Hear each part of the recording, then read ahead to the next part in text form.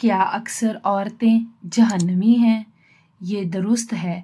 نبی کریم صلی اللہ علیہ وسلم نے عورتوں کو مخاطب کر کے فرمایا، اے عورتوں کی جماعت، صدقہ کیا کرو کیونکہ میں نے تم سے اکثر جہنمی دیکھا ہے۔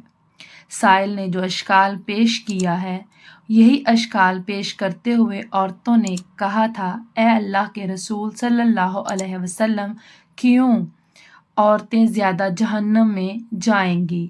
آپ صلی اللہ علیہ وسلم نے جواب دیا، اس لیے کہ تم اکثر لعن طعن کرتی ہو اور خاوند کی بہت زیادہ ناشکری کرتی ہو۔